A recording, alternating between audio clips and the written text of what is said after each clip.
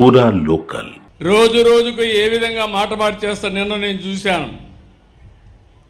నెల్లూరుకి వెళ్ళారు, వెళితే తప్పులేదు.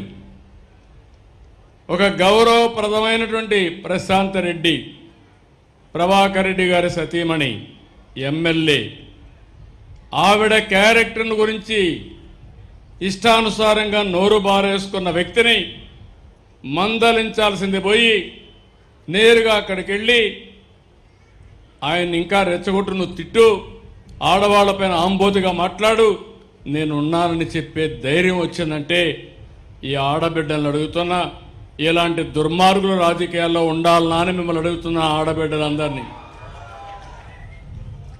ఒక నాయకుడిగా నేనున్నాను.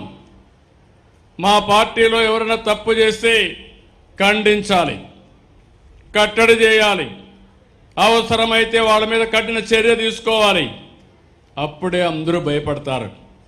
నేను కూడా ప్రోత్సహిస్తే ఇంకా వాళ్ళకు అడ్డు ఆపు ఉండదు, ఇష్టానుసారం చేస్తారు. ఎలాంటి వ్యక్తులంటే నిన్న నెల్లూరు పోయాడు.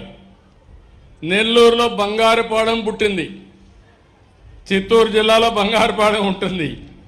బంగారుపాలెం పోయినప్పుడు వచ్చిన జనాభా టీవీలో వేసిన ఇది తీసుకొని నిన్న టీవీలో ఆ స్క్రోలింగ్ పెట్టి నిన్న మనుషులు వచ్చినట్టు నిన్న వేసే పరిస్థితికి వచ్చారంటే మీరు గుర్తుపెట్టుకోవాల్సింది, ఆ సాక్షి పేపర్లో ఏది వచ్చినా దాన్ని మీరు నమ్మితే గోదావరి పట్టుకొని ఇది కుక్కతోక పట్టుకొని గోదావరి ఇదినిట్టే అవుతుంది. జాగ్రత్తగా ఉండండి. మభ్య పెడతారు, మోసం చేస్తారు, మిమ్మల్ని ముంచేసే పరిస్థితికి వస్తారు. నేను అందుకనే ఇప్పుడు చెప్తున్నా, ఏమీ బాధ లేదు. తోక తిప్పితే తోక కట్ చేస్తా, మంచిగా తిరిగితే నాకేం బాధ లేదు. మీరు పోయి చెప్పండి, నన్ను తిట్టండి, తిడితే ప్రజలకే నేను చెప్తా, ప్రజలే అర్థం చేసుకుంటారు ఎవరేం చేశారో.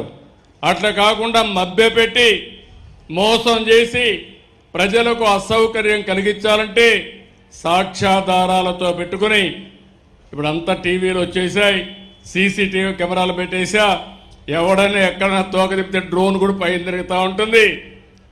తోక తిప్పినోడికి పోలీసు కూడా పోయే పని లేదు, నేరుగా కేసు పెట్టే పరిస్థితి వస్తుంది. అలాంటి పగడ్బందీ వ్యవస్థకి శ్రీకారం చుట్టారని మరొక్కసారి మీ అందరికీ విజ్ఞప్తి చేస్తున్నా.